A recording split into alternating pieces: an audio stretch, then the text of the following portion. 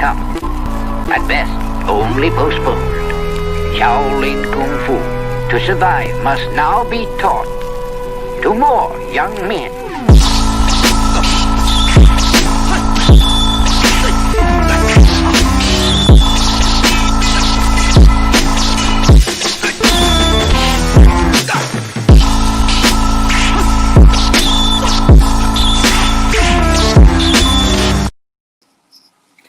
Welcome once again to another episode of Flixx, Kicks, and Flixx, the podcast about martial arts, movies, and life. I am one of your hosts, Eugene Plowden, and with me again, my podcast partner this week, the big sushi himself, Jeff Doss. What up, man? What's up, buddy?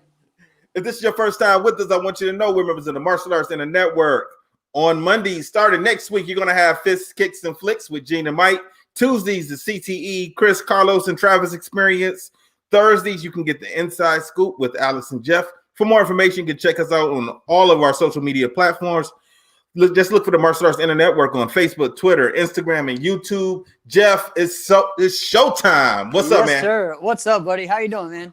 Yeah, I'm good, man. I didn't have that great of a weekend, but yeah. But other than that, we gonna get into that too. We gonna. All right. Somebody's talking shit. So I got to respond. Oh, man. That's right. Yeah, I'm coming out like that, shooting. What's Lord. up with you, man? Wow. All right. Well, it wasn't like that for me, but it was just a busy weekend. Halloween weekend, busy doing trunk or treats and stuff in the area. So just staying busy with the,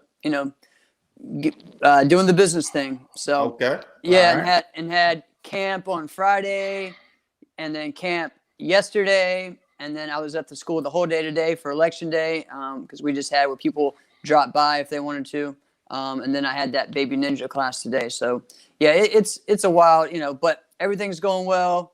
4 or 5 new students started tonight. Oh, that's good. I mean, it's been great. So what kind of camp? So here, the way that their school works, everybody is out on Friday. So we just started doing every Friday we have a camp. So people that want to come in the morning and the kids get their online school done in the morning at Grand Slam, they do that. And then each week we have a different theme. So Friday, our theme was superheroes. So we were we were doing just different themes and working on more like stunt type stuff, and doing kind of more of the tricks and things, the fun stuff. This next week it's athletic camp. So we're going to do a lot more fitness type things and sports drills and stuff like that. And so, yeah, so that was what was going on then. Monday was just, they were out of school as well for like a teacher work day. So we had a small group of kids that hung out and got some extra training on karate. And, we did, we watched like a Halloween movie on Friday and a movie on Monday. So, all right. Sounds like you had a pretty busy weekend. Yeah, it's been busy, man. All right. That's cool. Are you an only child or do you have a brother or sister? No, I have a brother. Yeah. Younger brother.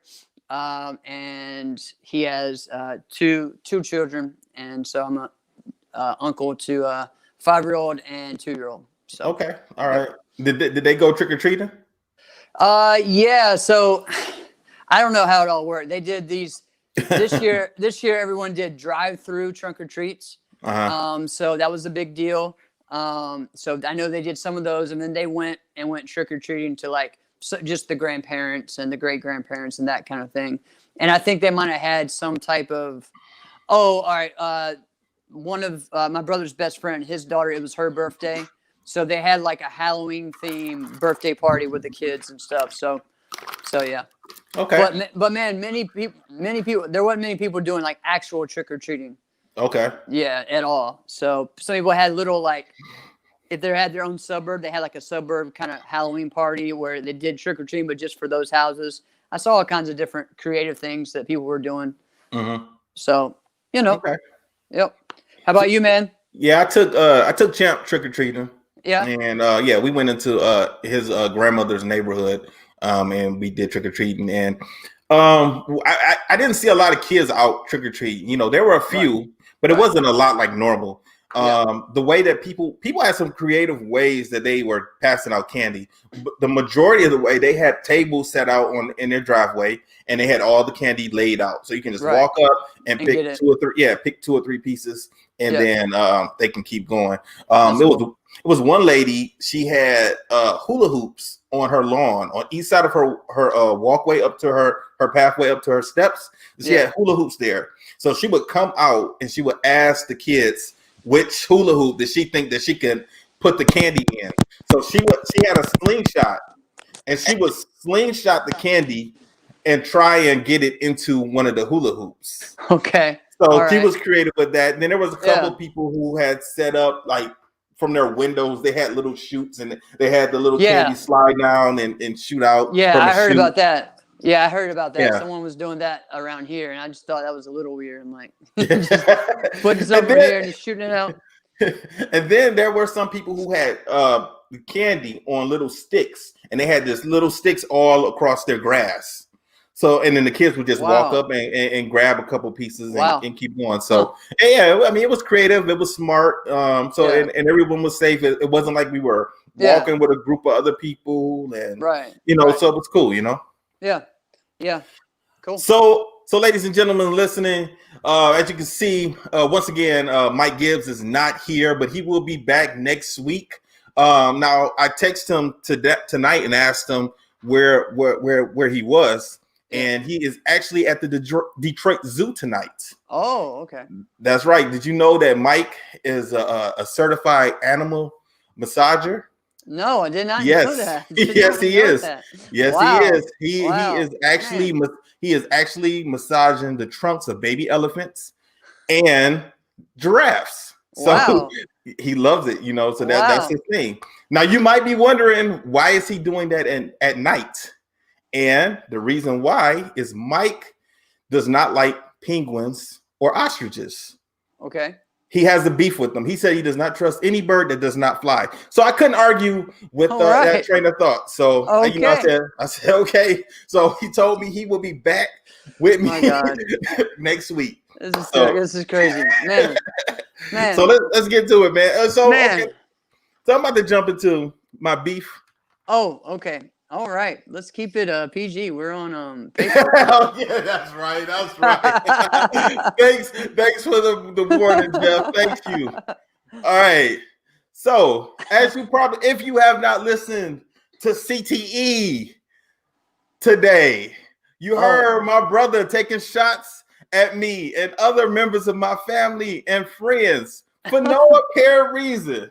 No apparent reason. Now, I got a beef with him. I got a beef with a lot of people who attend Michigan State University, and I got beef with the University of Michigan also. And my beef with University of Michigan is they do not take the rivalry seriously when it comes to them and Michigan State, and that pisses me off. That pisses me off a whole lot, because I've said this to my brother plenty of times, but Michigan State, whether he agrees with me or not, I don't care. I corrected myself. I don't care. But Michigan is Michigan State's championship trophy. They look forward to that every single year. And that is the one game of the year that they want to win more than anything. Now, the what Michigan says is, they don't acknowledge, for whatever reason, they don't acknowledge Michigan State as a rivalry.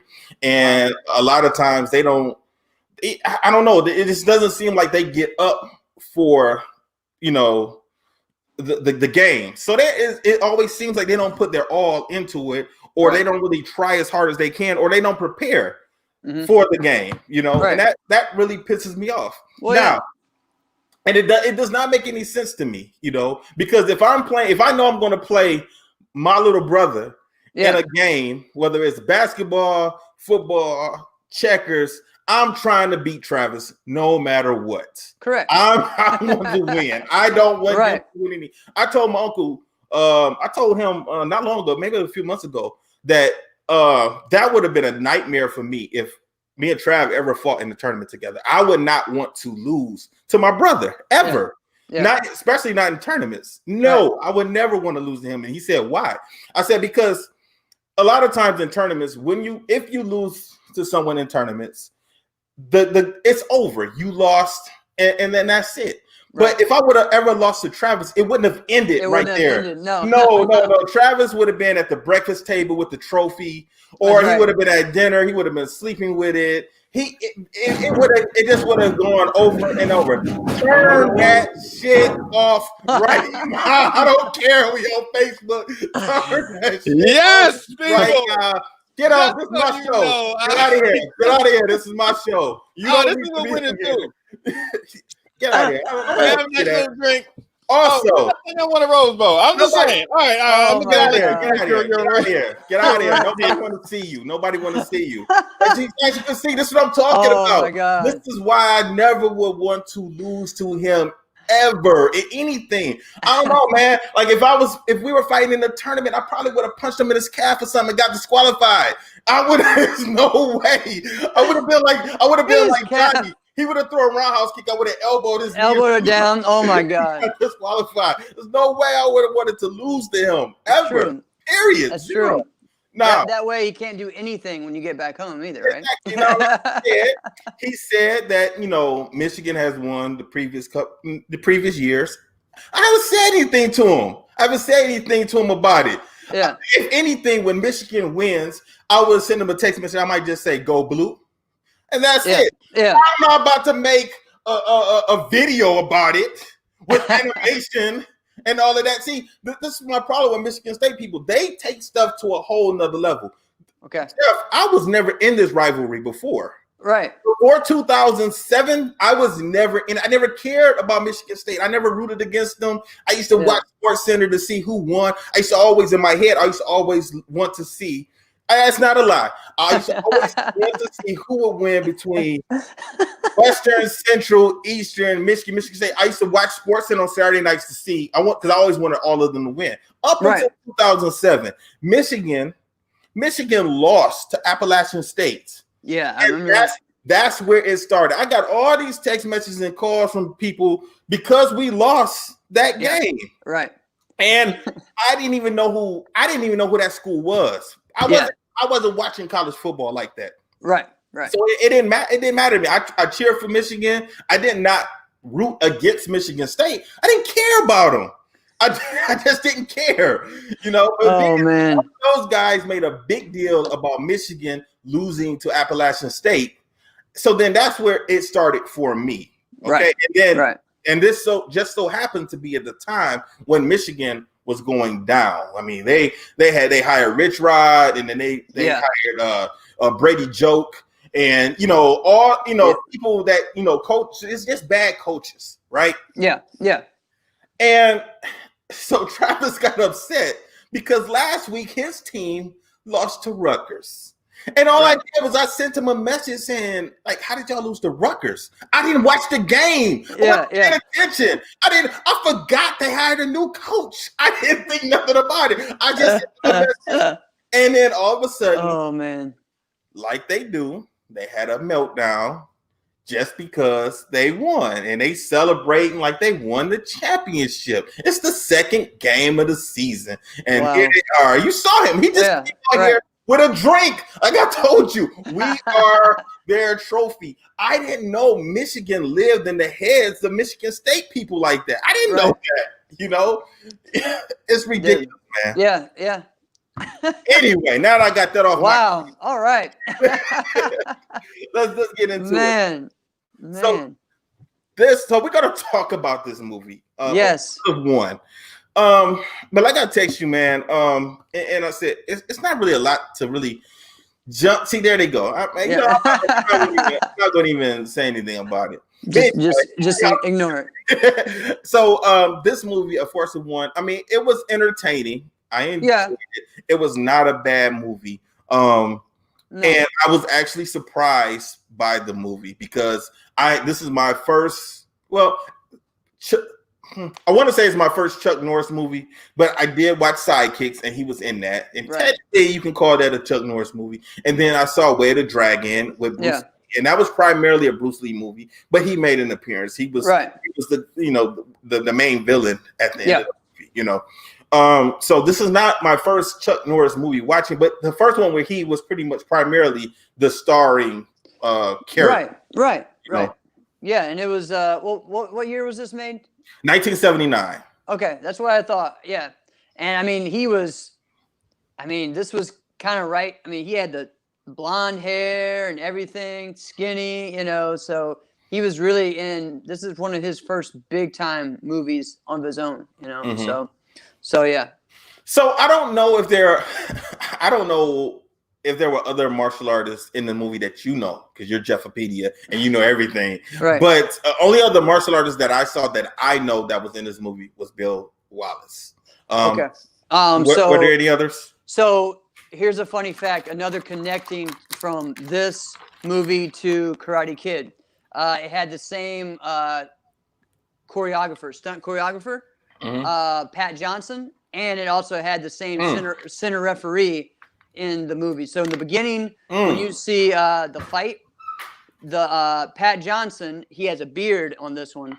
Okay. Real thick. Normally he had the mustache in Karate Kid. Right. He was the center, the ref of that first fight, and then he was the same thing in Karate Kid. So okay. So yeah, and then again they did the same thing in Cobra Kai, having the stunt choreographer be the center referee in Cobra Kai. So it was kind of cool, just those connections. But yeah, so Pat Johnson was one of the stunt choreographers of this, and so was Aaron Norris, which is his brother, I think. And then also Chuck Norris's son was in this movie too, I think. Okay, now I didn't even know those people existed, and I saw. I think I was watching something on I think YouTube, and I saw that his brother and his son were in this movie, but I don't know what role they played. Do you know which ones they were? I've never seen them before. I don't remember Aaron. I looked through. He was up on the top list of characters. He might have been one of the detectives or something. But his son was one of the skateboarders in the movie, but not the main skateboarder, but later on or whatever. So yep. So I mean, yeah, it was. But I mean, Bill Wallace was in there, and man, Bill Wallace looked in great shape in this movie, dude. Yeah, he did. Yeah, he did. He was pretty buff. I was like, man, I don't remember him being in that great shape. So I've only seen him as an older man, so I've never seen him. Right. He looked like he might have been in his late 20s, early 30s in this movie. It's 79. Yeah. I don't know how old he is. So yeah, I mean, he was the world champ at that time. So that's 41 years ago. It was 41 years ago. Okay. Yep. So, pretty cool, man. Okay. So I'm not going to go in depth like we do with most movies with this reviews like we do with most reviews of this movie, only because there really wasn't a lot to go into.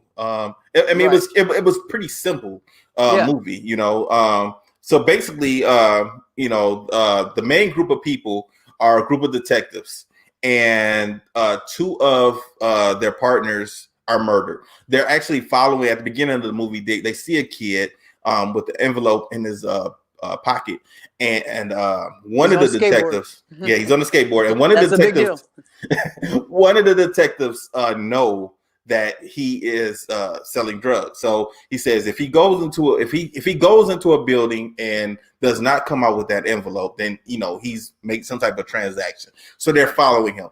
Now the messed up part about this is they had no business following this kid or anything. They were just hanging out in their car and saw the kid, recognized him. Well, at least one of the detectives did, and they just decided to follow him and figure out what the hell he was doing. Yeah. Right. And what he made an exchange, and then we really didn't see the exchange, because when he goes into the building, he goes into the building and they follow him. Now, one of the guys said, we should let the lieutenant know, we should get a search warrant, or at least wait for backup. And the other guy didn't want to do any of that. He just said, let's just go in. And when they went into the building, and as they were looking around, someone attacks them. Somebody jumps out, attacks them, and chokes them. It just doesn't choke them. He breaks their necks. Yeah. And that's pretty much the end of those guys. Right. And then after that, next thing we see, they're pulling their bodies out of the water. Yeah. You know, Yeah. so that's pretty much how the movie starts. And so there's a group of detectives, and they want to find out what happened to their partners, pretty much. Right. Yeah. They're the fun. This part made me laugh just because they're like, there was no weapons used. There was no weapons used. This was ridiculous. This part of the movie was ridiculous. It was like they just thought like he just instantly died. Like, how would someone die without being without the use of a weapon? It was just like, wait, what? Yeah. And so them thinking, well, maybe they're a martial artist. Oh no. Exactly. Really? That tripped me out when they said that, because I was thinking like, what? Like there was no other way to die in the 70s. Yeah. Right. Exactly. You know, they just assumed that a martial artist would just go out and attack people, right, and choke them and kill them for no reason. Right. So that kind of pulled me out of the movie a little bit. Yeah. But I laughed. Like you said, that was funny, because that's ridiculous. Yeah. You know, they're sitting there puzzled. Yeah, they were. I mean, this scene was long for what they were trying to figure out, you know, and then just for that just to jump into their head, oh, they must be martial artists. I was thinking like, well, wow, like it couldn't have been a drug dealer who did that. I mean, come on. Exactly. So I guess drug dealers wasn't choking people out in the 70s. No, I guess not. And serial killers weren't either. Yeah. So I mean, that was pretty much the main idea of, okay, so you know, there is someone who killed two cops, so they want to figure out who killed these two cops, right? Right. And then they talk about it, and then pretty much after that, next thing you know, they cut to us the next scene, and we see Chuck Norris, and he's competing. Yeah, his name's what? Matt? Is it Matt Logan? Matt Logan, that's right. Yep. Let me pull up my thing also. So his name is Matt Logan, and he is competing in a tournament. Well, not a tournament. It's like a kickboxing fight. Yeah, it's a kickboxing. Yep. Yeah. So look at that. Yeah, and I was like, okay. I mean, it doesn't look bad. I mean, because I've never really seen him in the kickboxer role. You know. Yeah, that's right. And he never did the kickboxing thing. He did the point karate thing, and then went to movies. Okay, so, but in any of his other movies, was he ever? I don't think so. I can't think of either. This is one of the first ones that I could think so. There may have been one or two, but yeah. I mean, as far as an actual kickboxer, yeah. I think some episodes of Walker Texas Ranger, he was in the ring sparring with some people or training people, but never being a pro kickboxer. Okay, so in his other movies that he's done, was he always was he a martial artist, or was he someone who was an ex-military person who just so happened to know martial arts? Because a little bit of both. This one, he was an actual martial artist that taught karate. He had his own school, everything. Yeah. But he also was in the military. He was just out of the military. Yeah. At this point.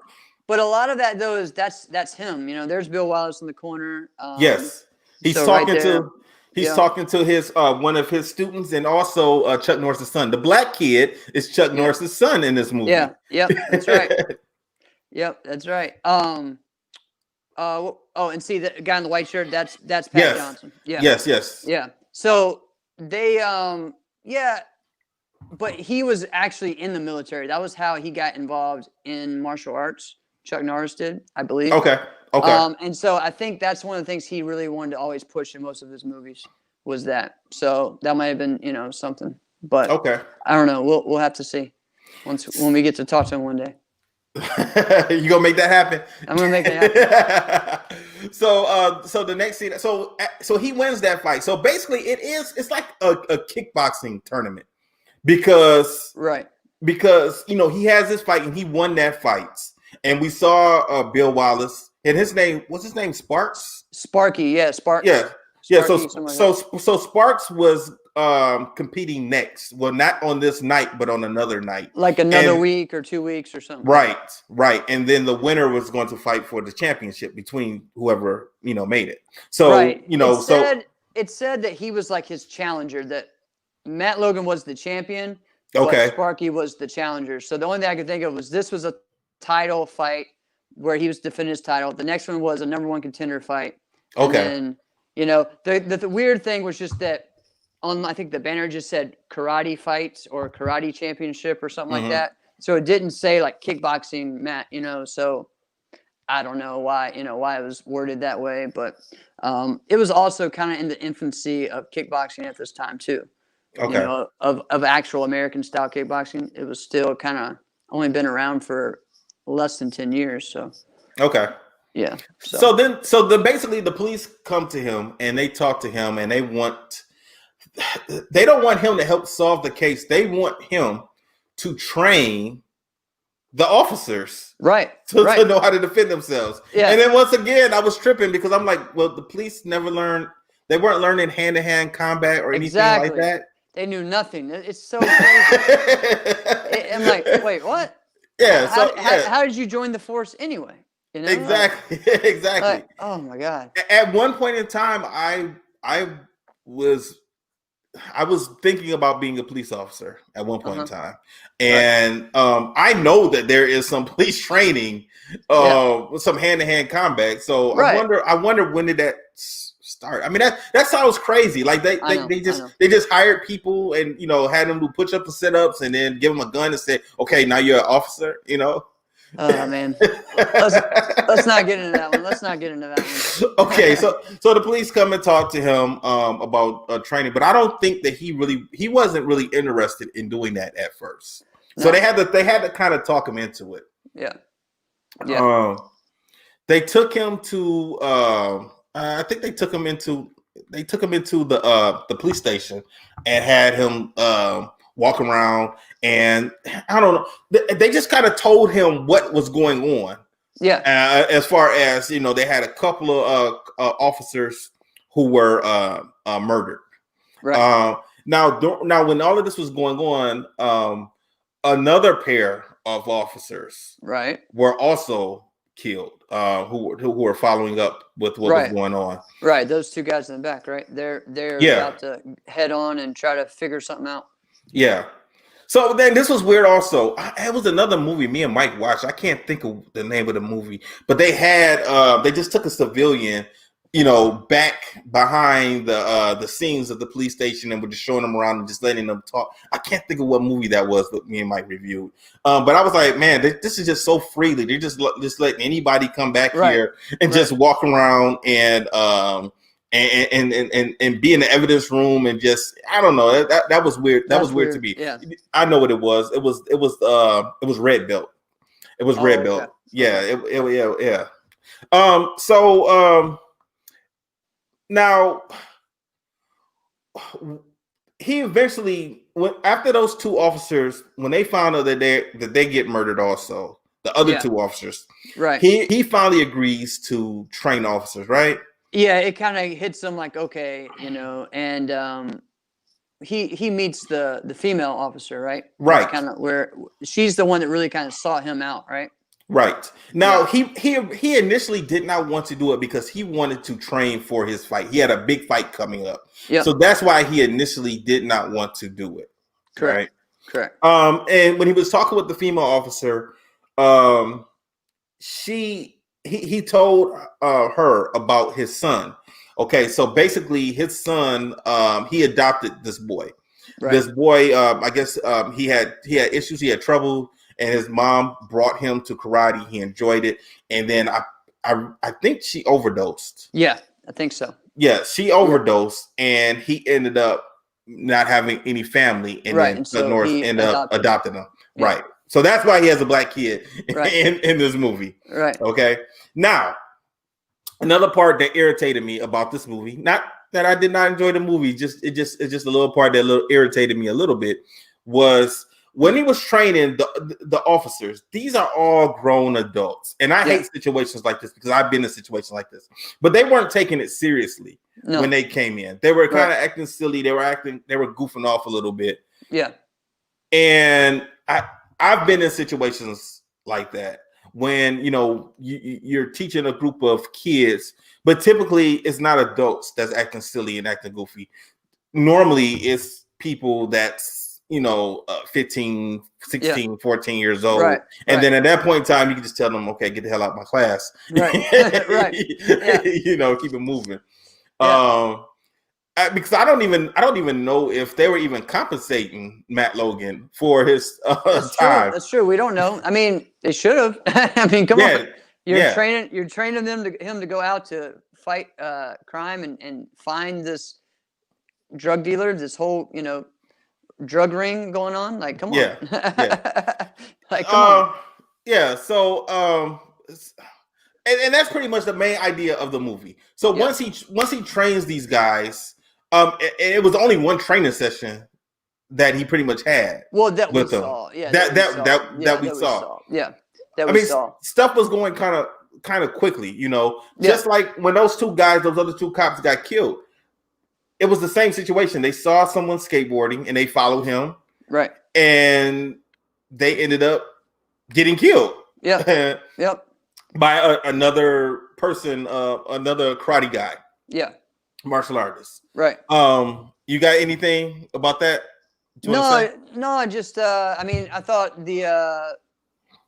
I don't know. I mean, I thought it was just kind of some of the stuff, was kind of funny. Just the way, I guess, just seeing old movies like this just makes me laugh sometimes. I watched this as a kid. I had the VHS, so I'm just kind of getting like flashbacks, and them doing. Here we go. This was dumb. Yeah, this was dumb. This is dumb as hell. But see, here's the deal. See, to me, that's classic because that's what Chuck Norris does. Okay, that's every Chuck Norris movie. He hits the gun or a knife with an outside crescent kick. All right, that's his favorite move of all time, and so that just makes me laugh. All right, so I want to know how many people in the 70s and early 80s tried to defend themselves with a gun in their face and got shot. Right. That's what I want to know, because that shit ain't gonna work in real life. It's just not gonna happen. Right. You're not about to just do a spinning hook kick. And it's that type of stuff that gives us a bad name. Right. Right. Yeah, and then and then that and biting bullets too. But but we all love that movie. But right. I mean, it's like that even with Krav Maga. I've never studied it. I know what it is. I've talked to a couple of people who've done it. Have you ever done that? I've done one or two seminars before, but actually not even really Krav. It was more of an offset of it. It was based out of Ireland. But yeah, I mean, I know some of the stuff and how it works. But would you ever tell someone to do that? I don't know, man. Everybody thinks that everyone around here thinks that it's the best thing there is, because it's not a martial art. It's a military fighting system. So because it's not a martial art, that means it's better, because they're just going to learn how to kill, which is, and defend. That's the idea that they think. So my only issue with that is you have to know this person that has the gun has to be standing awfully close to you. Right. In order for that to work. Right. Now a lot of the stuff though, those schools that do that also teach, what do you call it? Attacker, shooter, just different things that you do to stay away from someone who is shooting a gun or whatever, or different things to do, So I don't know. I mean, there's all kinds of courses and stuff, and I think it's important to be aware. And learn the awareness. I think that is more important than what to do in a situation like that. Doesn't mean, I think the biggest thing that, I don't know if Krav Maga teaches this, but some of the other ones that I've learned from was that no matter what, be prepared to either get cut or get hurt. You're not going to come out squeaky clean, but a lot of times you're going to come out better than running away and getting shot, because they have a clear So every situation is a little bit different, but nine times out of 10, if someone has a gun in your face, number one, it's either this person is robbing you, right? Number one, or number two, this person, right?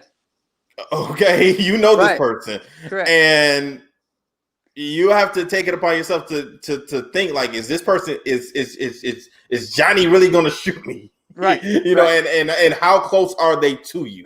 Right. You know. Yeah. And do you think you can take that gun from them? Correct. Like I tell people all the time, a lot of times that type of stuff, if you're going to do that, if you have in your head that that's what you're going to do, you better be practicing that at least 5 to 6 times a week. Right. You have to. You can't. It's nothing that you can go to a seminar one time and think, okay, I got it. And if somebody ever jumped out on a gun with me, then I could take them. You know. Right. And more than anything, it's the mindset. That's what it is. It's you just got to train your mindset to how you're going to react in that situation. Mm-hmm. You know, because I mean, if you get your mindset that I'm going to come out of this alive, then that's going to defeat anything. You know. Mm-hmm. I mean, it's just like the whole thing of, you know, like the 80-year-old lady that picked up a car to save her husband or whatever, you know, like that type of thing. So I had a best friend. One of my best friends was murdered. Okay. And he was shot in the head. Mm-hmm. And I know C, and C would definitely not just let someone rob him, or if he knew that this person was going to shoot him, he would have defended himself. Right. So it's not, and he was also not only was C, I know C would have fought. Right. He also was a correction officer at the jails. Yeah. So I know that he has had some type of training dealing with, you know, wild, unruly people. So I always think about that when it comes to, you know, when people are talking about what are you going to do if somebody has a gun. Number one, your mind is going to be racing. Yep.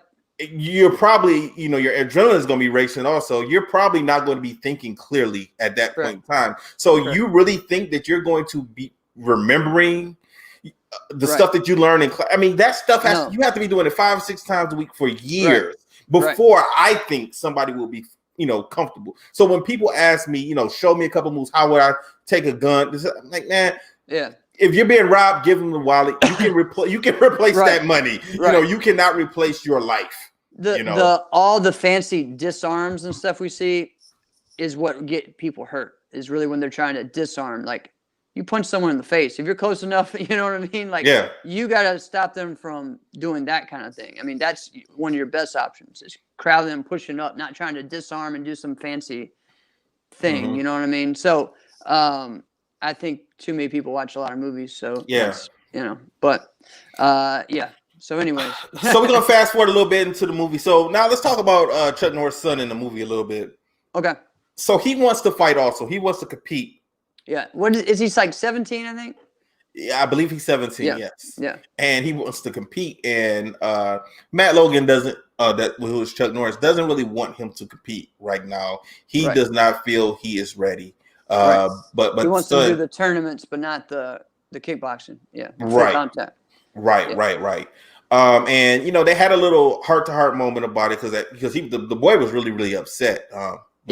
When he were they having like a little fight or whatever? Is that what I mean, but they kind of squashed it real quick, and you know they hugged it out, and you know they were able to move on. And the reason I bring that up is because I'm going to fast forward a lot. He changes his mind to say, okay, you know, I will help you out a little bit. And he starts, you know, training him a little bit to compete. And he didn't say he was going to do it. You know, he was going to put him in a fight next week or nothing like that. No. But, you know, get him on the path, right? Yes, exactly. So, you know, he decided to do that. Well, anyway, fast forward a little bit into, I must have dozed off. I'm gonna be honest, because the son goes off on his own and he gets into it. He finds out one of the police officers you must have dozed off. So we saw Sparky have his fight to win. Yes. Okay. Yes. And he won. And then you know, he introduces Matt Logan introduces the police officer, the lady, you know, that and those two have a thing going on. They were flirting. They have a thing, and then the lady that is his secretary at the karate school was jealous. She always wanted to be with him, apparently. So that was funny. So anyways, but yeah, so you already kind of see that Matt is kind of doing that. And before he goes to that, he goes and talks to the guy that Sparky was fighting.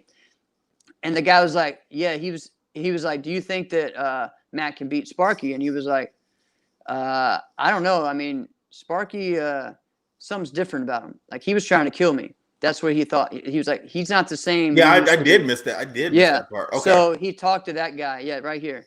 Yep. And so he's like, man, he something's different about him. And this is kind of what set him up thinking that, okay, I need to go talk to Sparky, or I don't remember where exactly they were, but this is where It was at a house. It was at a house. It was at a house. So it was Sparky, the detective that we find out is, in on this, and then another guy, right? Yeah, but there was never any type of explanation of who this guy is. Right. Yeah, exactly. we never found out who he was. We kind of have to infer that maybe he owns like sporting goods stores or skiing, because of the whole wax thing. Yeah. And that in the beginning where it was in like a sporting goods type store where they got killed, and then the other one. So that's the only thing I could think of. Mm-hmm. But they're doing a lot of coke and whatever else they're selling, But yeah, so this part of the movie, we see that Sparky is involved in it, sort of. Yes. It's kind of far away. He says Sparky, but he doesn't say Sparks, right? Right. So he sees them, and he approaches them, and he talks to them, and eventually he gets into a fight with Sparks, and they fight. Right. And it does not go well for him, this young man. No. He is dead. So yeah, it's Bill Wallace was a beast in this movie, man. I liked how he acted though. Because before, up until this part, I did not think that he was going to be the main villain. I didn't think it was him, because he kind of just seemed like he was the kind of person that was an asshole. Me and him have beef, but we can work together. Kind of like how the character Travis was in Best of the Best. Like he wasn't the villain, he wasn't the bad guy, but me and this guy are eventually going to get together. We're going to work together and come together and and have a take on a common enemy. And so I kind of thought So I thought that was going to be the character of Bill Wallace, but he stomps this kid out and kills Matt Logan's son. They have like a friendly rivalry, right? That's really what it is. They have a friendly. They're messing with each other, and and you could tell, which is exactly. If you've ever met Bill, that's kind of his attitude anyway. He's a little full of himself, but he's just joking with everybody and having fun, and so yeah, it was surprising. Right. But he looked serious in that part. I mean, it was like, whoa, all right, this guy. So, yeah. So of course Matt Logan finds out that his son is killed. Yeah, but they make it look like he overdosed. Yes, right? yes. But they didn't know that till later though. They find out after they did his No, when they brought Matt in, they showed him. Yeah, he was just all full of stuff, and they showed the track marks on him. And right. So. Because Matt went and did some other things while this was going on. I guess he went out with the lady and I guess was talking around and what was it? He was going, because remember he got attacked that night too. Right.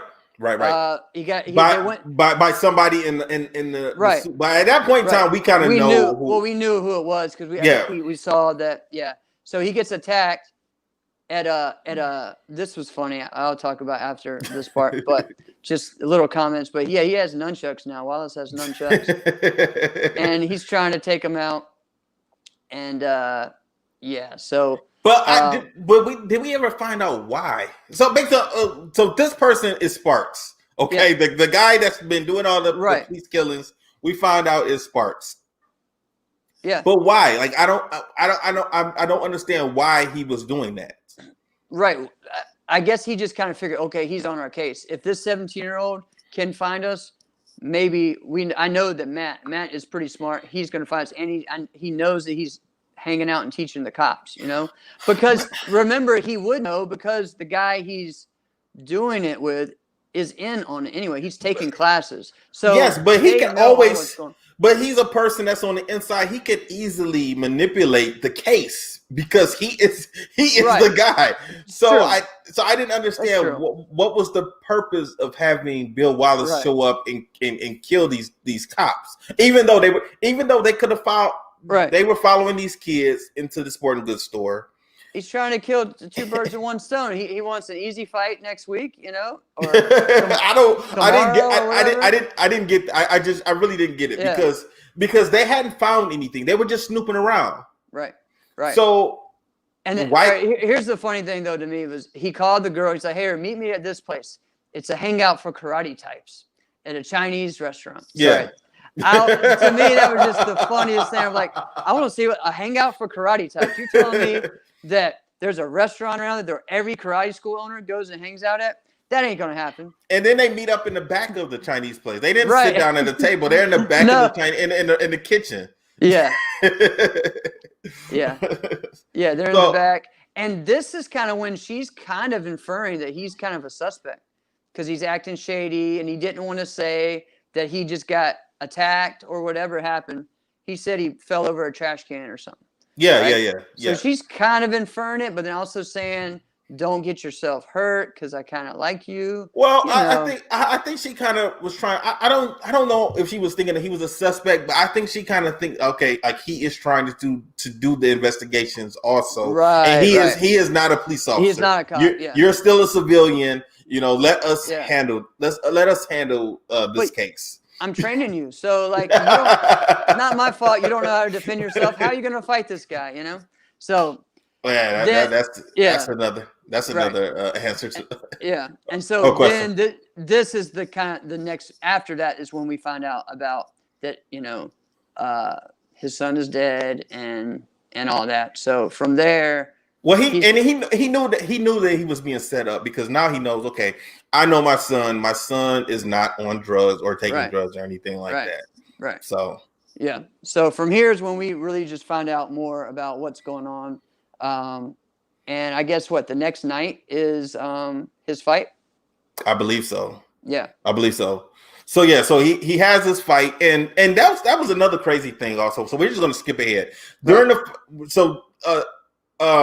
the woman also figures out, I can't remember, and I didn't write it down in my notes, but the woman finds out that one of the cops is in on it also. So all right, look at this. This is funny. Do you know that this dude has Matt Logan on the back of his pajamas?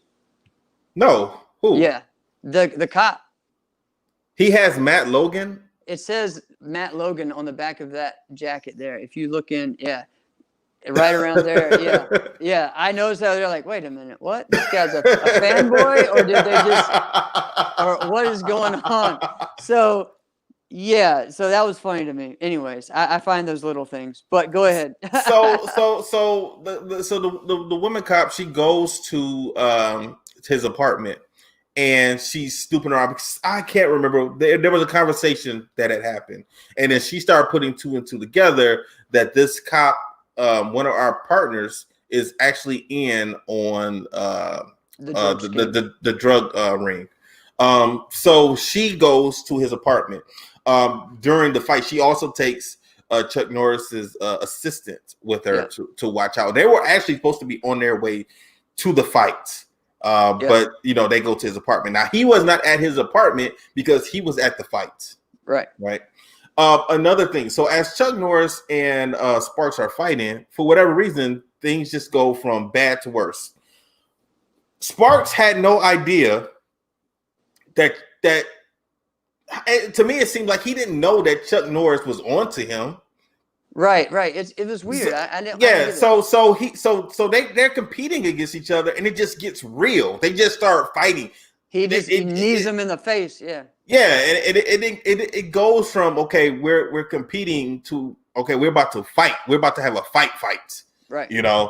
And for whatever reason, the cop is watching and he's smiling. Like, I don't understand. Like, the cops they had nothing going for them. There was no evidence. There was no nothing to point in their direction. There was nothing to point in their direction. So I don't understand. It's almost like, once again, another one of those karate movies where they just want to wrap the end of the movie up and they just rush everything at the end of the movie. you Right. know. Right. So because they end up fighting, the police come in because After she calls saying, "Hey, I found this and the that." drugs. Yeah, she the found the drugs in his apartment. So she ended up calling the police to come to arrest that cop who was at the arena, and that's when Sparks, he's in the ring fighting, and he sees him, and he decides to jump out of the ring, and that's another thing. Like no one could tie you to it. Like exactly. How is anyone going to tie? The only thing I could think of was that he thinks this guy's going to squeal on me, and that's it. Right, he just jumps out of the ring. It's like, why? Like, where are you going? Like, yeah. So of course, the cop looks around. He sees the other cops coming to get him, and we don't really see nothing else with him. Like nothing else happens with him. You know, he just sees all of his former co-workers, and that's pretty much it. That's it. And then Chuck Norris, and we never found out who this the other two guys. There was a guy that was at that. There was a guy at the house earlier when Chuck Norris' son was murdered, and also, as a matter of fact, we actually did miss a part. We actually did miss a part earlier in the movie when the police were at one of the sporting good places. They weren't. They went investigating. They were following up on a lead, and that cop was there, and they were like, you know, what are you doing here? And you know, he gave them some BS excuse. Oh, it's all clean and everything. I checked everything. Yeah. But there was somebody else with him also, and it wasn't the same guy that was at the house either. So they kind of left different things out, and they did. You know, they did. And then we get to the end of the movie. where Chuck is chasing them, and you know, then Bill. Sorry, I'm gonna say their names, but Bill runs to the house, gets this whole box, you know, and then he cuts them off, and then we get this slow motion fight scene, and you know, and Chuck Norris is fighting Bill Wallace with cocaine all over him. And what did you text me, man? So the finishing move of this is well, all right. She's all mad because she's like, "No, you can't do this. I have to," you know, because he was going to kill him. He was going to kill him. So she stops it. I mean, he looked knockout. Then Bill Wallace comes back, tries to hit him, and he kills him with the rude awakening, man. That's right. And he breaks his neck. He breaks his neck. And for me, though, as a kid watching wrestling, I'm like, oh, man, I'm never going to do that move on my brother anymore because that will break your neck. Like, and I remember thinking, this is the deadliest move in wrestling. You know, I always thought that. Like, this is real. Yeah. So, I mean, so he ends up, but we never find out. Yeah. Boom. Just done. So it's just so much that was just, to me, as from a writing point of view, it was just so much that was left out and unexplained. And you would think, like most movies now, they always go back and, you know, they're back at the police station talking, or they're at a diner, and they're kind of giving us the recap and putting things together that we may or may not have seen or may not have missed. Correct. And there was none of that. And the thing is, it's like the only thing that he knew was he could tell his eyes that was him that attacked him that night. But how does he know that that's who killed his son? You know, like he doesn't really know that. You know, I mean, there's no, unless, I mean, I don't know. Unless, there's no explanation to that. And then the movie just ends, right? It just ends, just like a lot of other karate movies. They just he's hugging the chick, and that's it. You know? Yeah, that's it. Yep. So that was it. That was a force of one. And I know we kind of picked it apart and talked about it a little bit, but to me, it really was not that bad of a movie. I don't hate the movie. No. If I see it on TV, I will watch it again. It's not like Way of the Dragon. Like that was such a disappointing movie to me. I would not probably watch that ever again. But if this was on, if I'm scrolling through the TV and looking at my guide, if I see this on, I'll stop and see what scene is on. It's not that bad a movie. It's just certain little nitpicks that I had with the movie. So if I was going to give it a grade, I'd give it a C+, because like I said, I have never seen a Chuck Norris movie before, and I anticipated this movie to be horrible. I thought this was going to be a bad movie, and it wasn't as bad as I was expecting. So, I'll give it a C plus. C plus. All right, that's cool. Yeah, I would do a C. So okay. Yep. All right. So that's our review of A Force of One. This is what I want to do next week. Before I get into my last topic, I want to tell you what my next movie is going to be. Hopefully, Mike is with it. What we're going to do, what I want to do, I want to watch the Teenage Mutant Ninja Turtles first movie.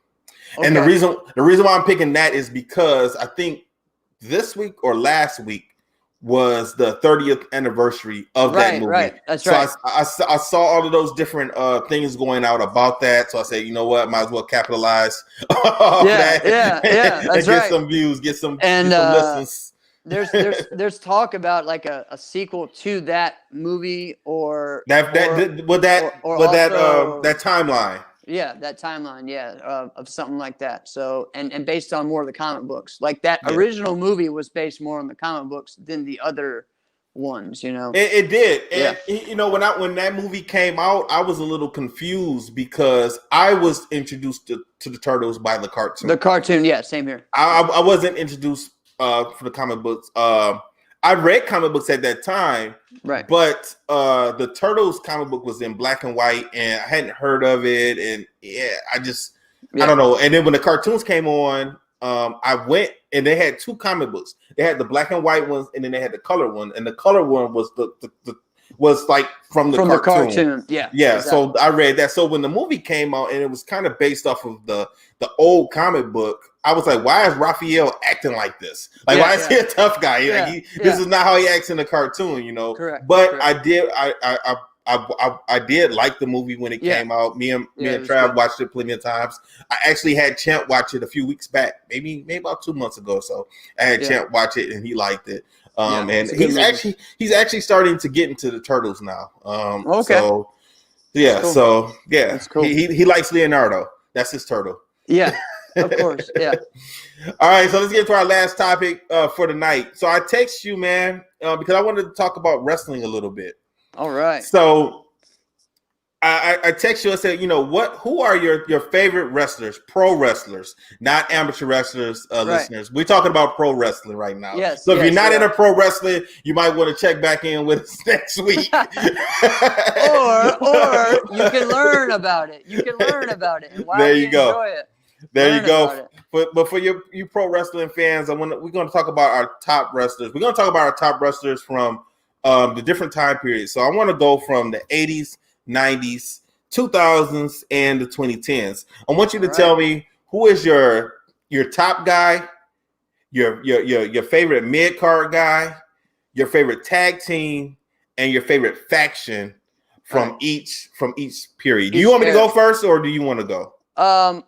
I'll go first in the 80s, and then you can go. You can go after me. We'll kind of do each one. Yeah. Yep. So my top guy is Ric Flair from the 80s. Just the man in that era for the NWA, and just his stuff still holds up to this day. Mm-hmm. My mid carder, I put two of them because I think, and some people may say he was the champion in the 80s, but he was still kind of the top of the mid card. So I put Ricky Steamboat as a babyface and Tully Blanchard as the heel. Tully Blanchard to me was like the brunette version of Ric Flair, but he was like even more of a hated heel than Ric Flair. Like everyone hated Tully Blanchard, but and then Ricky Steamboat was like the best babyface maybe of all time. And I think he's the only babyface who was never a heel. Him and Tito Santana. Yeah, I don't think they're. Yeah, both of them. I don't think those two ever were heels. At least not nationally, if they were. Right. And then my tag team, man, that's a hard one because I think that's the best tag team era ever is the 80s. But I'm gonna go with the British Bulldogs. Those are my boys, Dynamite Kid and Davey Boy Smith. And then favorite faction is the Four Horsemen. Yep. So I mean, yeah. How about you? Well, we got the same for two of them. So Ric Flair, I got Ric Flair also as my top guy. My mid card guy was Mr. Perfect, Kurt Hennig. Okay, I liked him a lot. Okay, so from the 80s. All right, cool. Yeah, So this is the 80s. Yeah. So This is like, 20s. and if people don't know, he was big in the AWA, and he became the champion, but he was still mid card the whole time, pretty And much until that one time. in WWF, I never saw him in anything else except for WWF and then eventually WCW. So I never saw him in the AWA. Okay. So to me, I always wanted him to. I always thought they were going to allow him to beat Hulk Hogan because they were billing him as 90s, perfect and never losing and things like that. Right. It just he lost to Brutus the Barber Beefcake. Oh my god. Anyways, my tag team is the Hart Foundation. Okay. The Hart Foundation, the British Bulldogs. They had an amazing rivalry, man. It was great. They did, and those two teams and Ricky Steamboat are what made me want to watch wrestling all the time. Okay. Because we always saw them every week. Hulk Hogan was never on TV. When you saw him on TV, he was on Saturday night's Main Event, and of course, he will always have interviews on Saturdays on wrestling superstars and wrestling channels. They would play his interviews, but he would never wrestle. So I never really got into him. Then pretty quickly, you kind of learn how a Hulk Hogan match is going to go. He's going to get beat up the whole match, and he's going to shake and come back and win. And there was nothing real. True. So that's why so even though I didn't get a chance to watch a lot of NWA, WCW, Hulk Hogan and Ric Flair were the two main guys in the 80s. There was nobody bigger than them, and I just couldn't pick Hulk Hogan. Yeah, I get it. Yeah, I mean tag teams at the time. I mean, because I love the Road Warriors, Rock and Roll Express. Looking back, I love like Arn and Tully and Arn and Ole and the Midnight Express. But as a kid, I know I hated them. They were heels. And you're right. You're right there in the heart of the NWA. I'm in the heart of Mid-Atlantic. So I mean, those guys came all the time to the Armory, and it was we didn't get WWF where I lived. They came into our small town, and even to like the high school, and so I saw. Ronnie Garvin and Jimmy Garvin, at the high school football field, doing stuff, and Midnight Express and those guys. So that really hit home to me. So yeah. And then my faction, just like you, is the Four Horsemen. So awesome. We're the same on the 80s. What about your 90s? What's your 90s list? All right, so my top guy is Sting and Great Muta. So for me, Sting was he became the man in the 90s, and I just was always a WCW guy, and then when he turned into the Crow character, it was so cool to me, and I love that. And so he kind of went all the way through the 90s there, and the Great Muta actually could have been amazing in America, but I was a big Japanese fan as well, and I always looked up and everything. And then looking back at it, I ended up collecting like so many tapes of his New Japan stuff, and this dude was one of the best there was. So I put those two up there. And then, all right, my mid-carder, and I know we're getting this in the 90s, but Steve Austin is my favorite mid-carder. So I love Steve Austin in WCW, okay? Stunning Steve Austin. When he first came out, I'm like, this is the next Ric Flair. And he kind of looked a little bit like him. He had the longer hair. He worked just as good of him, honestly, at some point. And then when he came in for those first 2 or 3 years in WWF, he won King of the Ring, and God, and him and Bret Hart had some amazing matches, but at first he was the ringmaster, and that was terrible. That was terrible. That was terrible, man. Yeah. So I mean, I really love Steve Austin. I put Chris Jericho in there as well because of. You really did have a hard time with these lists. Dude, I did. I did, man. I did. Chris Jericho was like, this was his coming out party. Like one thing about Chris Jericho, and he just celebrated 30 years, is that he went to each territory, like everywhere, traveled the world, made it to where he couldn't get any higher in that company, and then moved on. And then he did the same thing in every company, and it's pretty cool to see. So. I love Chris Jericho. And let's see. All right, my tag team is the Steiners. The Steiner brothers, man, they were just awesome. Because they really were beating the crap out of people, right? They were probably they were. They were just they beat up people all the time. So I love those guys, Rick Steiner, Scott Steiner. My favorite faction, though, Hart Foundation. The Hart Foundation from 1997. From 1997. And see, to me, this is so funny because this is when WWF was losing in the ratings. And to me, I actually thought that was the one time that I was really watching WWE more than WCW or NWA. You know, like I was really into what they did there because I think top level, they had better main event matches, but lower level, WCW had better, you know. So I would watch like Chris Benoit and Eddie Guerrero and Dean Malenko. They wrestled all the time. Yeah, you couldn't help but watch those guys all the time. Every Saturday night they wrestled. Yeah, Saturday and Sunday night. That's right. And then you had awesome ones like Owen Hart, Steve Austin, Bret Hart, Shawn Michaels in the main event area for WWF. So yeah. So yeah, was that all my guys? Yeah, that's your list. And this was my hardest. This was my hardest one to do. Except for my main guy was Bret Hart of the 90s. Okay. See, that's with me too. He's always, so I was like, I had to put in my Bret Hart somewhere in there. But yeah.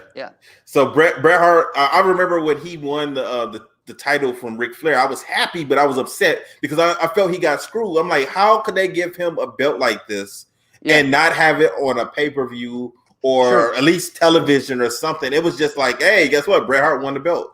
And we never got to see it. I still haven't seen that match or seen how he won. It was on like a Superstars or something or whatever. But again, I think that was a syndicated show. So so everywhere showed it. So, but I know there was an interview right after, you know, with him and Mean Gene and stuff like that. I've seen that several times. But so I hate how they screwed him over too. I think he lost the belt to Bob Backlund. Yeah. Well, I know he lost the whole game. Well, Yokozuna and all that, but you know that. And then he lost to Bob Backlund. But when he lost to Bob Backlund, I was like, well, this is stupid. Yeah. You know, because they were doing it without trying to hurt him, you know, but Bob, I had never ever heard of Bob Backlund. And Bob Backlund at that time, no, I had never heard of him. And he was the champ, man. But see, when I started watching wrestling, Hulk Hogan was the champion. I started watching wrestling in '86. Yeah. So me and Trav and my uncle, we used to get the old wrestling tapes and watch, you know, from the video stores. Like the Coliseum videos, and they had a lot of stuff on Bob Backlund and stuff. So that's. But see, I never looked at anybody before, like Bruno Sammartino. Yeah. Everyone talks about him, but when I was introduced to Bruno Sammartino, he was a commentator. The original superstars when I started watching was Vince McMahon, Jesse, and Bruno Sammartino. It was those three that was commentated. And then I remember when Bruno and Macho Man got into it, and they had their little problem. So when people talk about Bruno Sammartino, how great a wrestler he was, I never experienced it. I never saw it. So and I know that Bob Backlund came right behind him, pretty much. And I think Bob Backlund had the title for 6 years. WWF never really talked about him. You would think that somebody having a belt for that long, they would have said something. He was gone like a month after he lost the belt to Iron Sheik. So, and then Hogan won it right after that, like literally like a month or two right after that. Hogan won it. So you know, so when he came back, you know, I was like, who is this old man? Right. You know, I was like, who is this guy?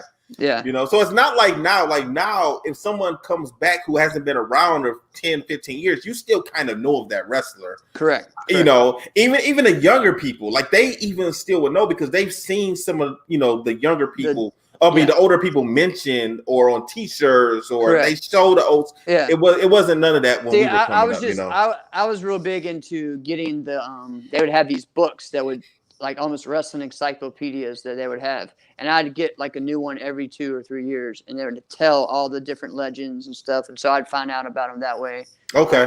And stuff like that. But yeah. My mid-card guy for the 90s is Razor Ramon.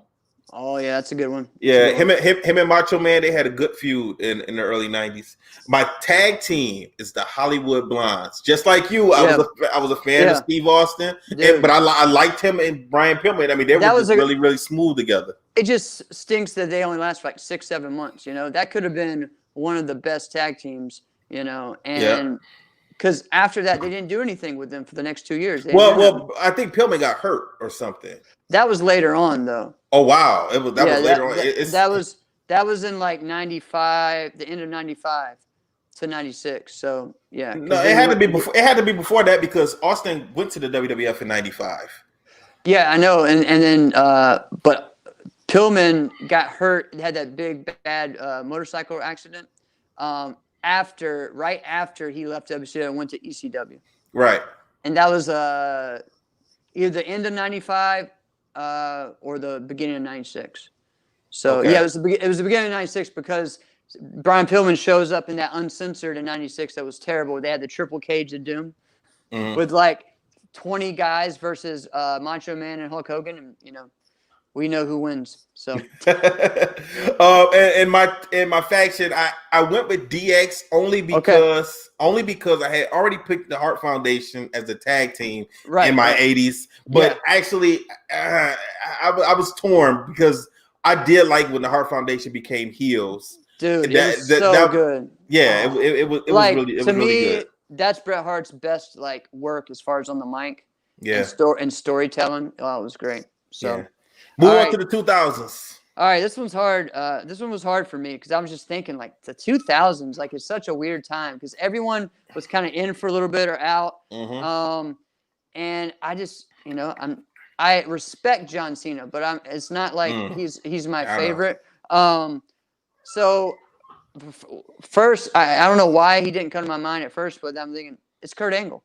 Kurt Angle is my top guy for the 2000s because this guy went his first year and he won every title almost in his first year. Then he won all the belts, and then around 2005 or 6, he left and went to TNA and ended up having some of his best matches of his career. And so Kurt Angle is just amazing. Olympic gold medalist with a broken freaking neck, So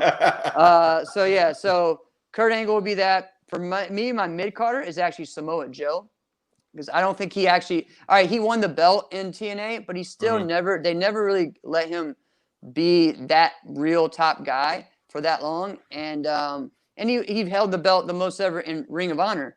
But as far as most of that run, he was a mid-card guy. He was the best of the mid-card. Like, he was the one that they should have put the company on his back and gone with. And I think the problem was they had too many WCW guys there at that time, with Bischoff and Hogan coming into TNA, and then Hall and Nash and X-Pac showed up there, and the Money Mafia and all that.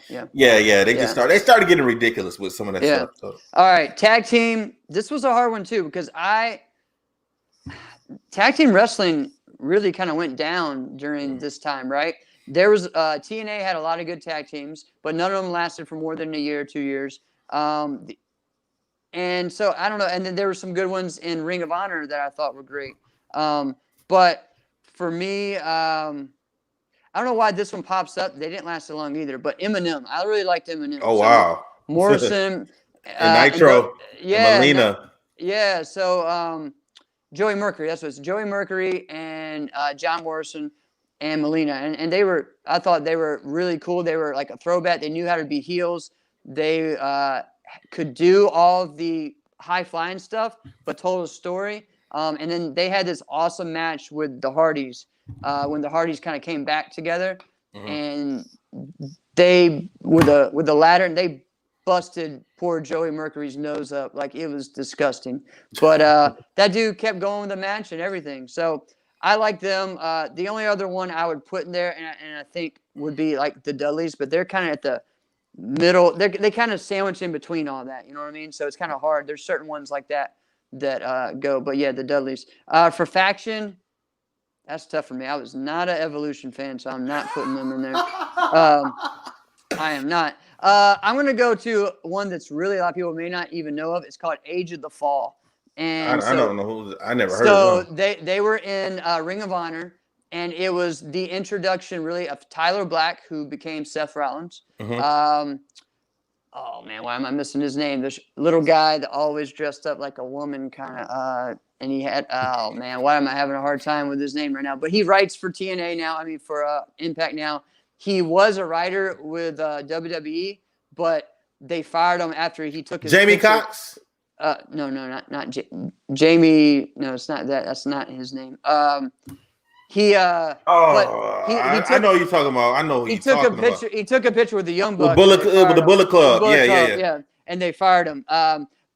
And then Necro Butcher was in there, and they did some really crazy stuff for that time that was really innovative. Like they started the whole thing by stringing up the Briscoe brothers, and this guy is just bleeding blood on top of him, and he's like talking while blood's going on top. It's insane. It's some crazy stuff. But that's how they did. It was like their first or second pay-per-view that Ring of Honor ever did. And Age of Fall kind of happened for about 2 years. And they feuded big time with Austin Aries and all those guys. And so it was a good run. So okay. Yeah, that was the 2000s. So okay, well my 2000s is I was kind of torn. It's either Austin or Brock Lesnar. Austin was around at the beginning of the 2000s. I think he retired in 2003. And then also I was debating about The Rock also, because The Rock and Austin, I mean, they helped save WWF in the late 80s and early 90s, you know. So you mean the late 90s to early 2000s? Late 90s, early 2000s. Yes, thank you. And they really saved the WWF. You know, but they're kind of 90s, kind of not. It's a weird so it was kind of hard. Yeah. It was kind of hard to say. Well, and then same thing. Brock Lesnar, only wrestled for what, a year, 2 years. Yeah, you know. So yeah. But if he's your favorite, he's your favorite. So well, if I'm going with my favorite, then it would be Austin. You know, I like The Rock, but I think Austin really put the company on his back and took it to the next level. If it wasn't for Austin, Rock wouldn't have been able to do what he did. Correct, but you know, Austin got hurt several times, and who had to save the company when he got hurt? It was The Rock. It was Rock. You know? Yep. But the problem is with The Rock. Rock never had that big WrestleMania moment of winning the championship at the WrestleMania. I don't think he ever did. No, I don't think so. Wow. No, and so that always tells me something. You know, people say so much, but if he was the guy and that never happened, that's kind of interesting, you know? Yeah. So, my mid card guy is RVD. I used to like RVD a whole lot. Me too. Especially, I always thought they could have did more with him. It seemed like they just kind of, I think Vince. I really think Vince was kind of. It seemed like he was scared to gamble on him just because of you know his weed smoking. Well, and the thing is when he did finally give it to him and let him, you know, take the ball and run with it, guess what happened? He gets busted. So yeah. My tag team was Edge and Christian. I like them a lot. Me too. It's just for me, it's the same thing that falls in with like Rock and anyone in that era, because like, it's like the Attitude Era is not. It's its own thing. It's not like a decade or whatever. So it's like 97 to 2003, really. You know? Exactly. Like 2002. You know. So you're 100% right. You're 100% right. And then the team that I picked was Evolution, only because I didn't know of any other all other factions just seemed goofy to me at that time with WWF, WWE, and I didn't watch TNA until I didn't start watching TNA until like 2007, 8, around that time. Is when I started watching TNA, and I had not seen Ring of Honor. Yeah. Okay. And see, the Main Event Mafia was okay. That was kind of a cool idea, but until they got ridiculous, they started having too many people. I mean, at first it was Booker T, Kevin Nash, Sting, Kurt Angle. They should have left it right there. Yeah, and then they added Big Papa Pump. Yeah, but it got bad when they added Samoa. It brought in Samoa Joe and Taz. It was like yeah. So, all right. So let's get lastly, this is the end. All right. All right. So top guy of the 2010s. It's really hard for me. I'm gonna go Daniel Bryan, but also Adam Cole, because that's just my favorite wrestler. And he was the top guy for Ring of Honor, and he's been the top guy for NXT.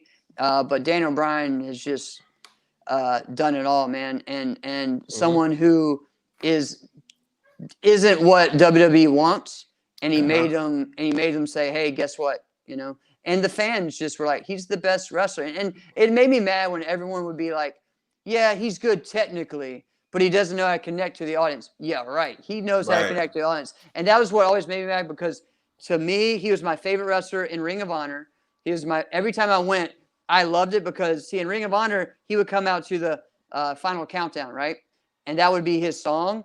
And so when that, and then, so anytime he came, it was like karaoke for like 5 minutes. Everyone was just singing the song, and he would come in the final, and it was one of the coolest moments ever. I'm like, if this guy gets to WWE or anywhere, he's going to be able to do it, and he did. And who knew it would just be with doing this? But yes, yeah, he was awesome. And the same thing to me with Adam Cole. Adam Cole is just same thing, just knows how to talk, knows how to connect on, and they're both great wrestlers.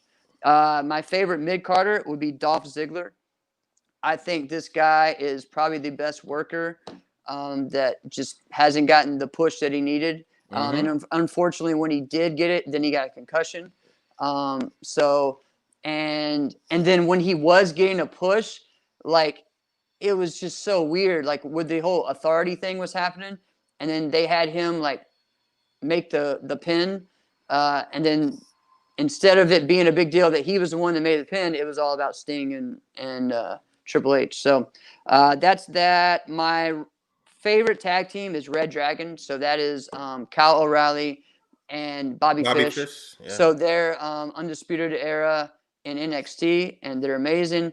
But they were even better in Ring of Honor, battling, and in New Japan, battling the Young Bucks and Motor City Machine Guns and all those guys. Those guys. Oh, man. They were just some of the best wrestling there is. Another team, though, that I like, though, I just think doesn't get mentioned, is American Wolves. They were great. They were David Richards, Eddie Edwards. They were like the modern version of the British Bulldogs. That was kind of why they chose that. And then my faction would be the Bullet Club. That's my faction. So pretty similar on this one also. My top guy for the 2010s is CM Punk. I liked what he was doing. I like how he kind of held the WWE hostage. He had the belt, and he was threatening to leave. See, that's one too. Like, I didn't know where to put him in that, because he kind of could have been the 2000s. He could have kind of been. So he's one of my favorites too. My mid carder, just like you, is Dolph Ziggler. I think that I don't know, man. I think John Cena. I think John Cena buried him because I heard rumor, because he used to bury. I mean, he used to date Bella, Nikki Bella. Yeah. And then John Cena started dating her right after him. Right. And I think that's what happened. I think that he got buried because of that. Maybe. I heard rumors. Right. Of some stuff going on. But also, like his biggest feud that actually put him over was with John Cena. So I don't know. Yeah. My tag team I got is the Shield. You could Roman Reigns and. It's not a faction. Isn't that a faction? Well, not really. It could have been. But just the fact that Roman Reigns and Seth Rollins together had the belt. They had the tag team belts, and Dean Ambrose had the US title at that time. So that's why I put them as a tag team. And then I had Bullet Club as my faction for the 2010s. Yeah. They changed the business, dude. I mean, it made people in America check out other wrestling companies. They did. And check out Japanese pro wrestling. And it made it cool again to do things that we loved doing when we were kids, like the Too Sweet and everything like that, and the Suck It and all that. And just, it took, there wouldn't be pro wrestling tees without the Bullet Club, that type of thing, And they made, wearing wrestling shirts cool again, like it was when we were in high school or whatever. Yeah. So. Are you trying to, is that an old joke? How old are you? 37? 36. 36. Yeah. Well, geez, I got a month actually. Yeah. Okay. So 37 almost. Okay.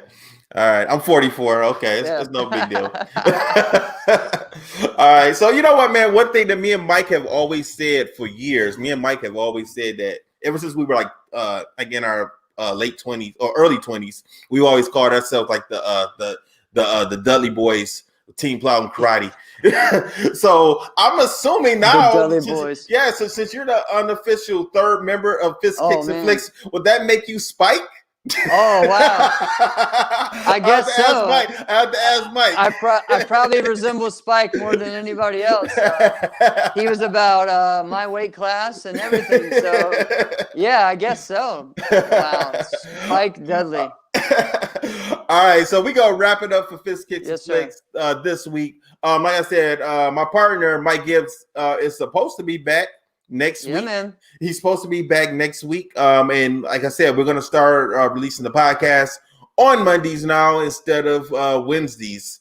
You got any closing remarks before we go, man?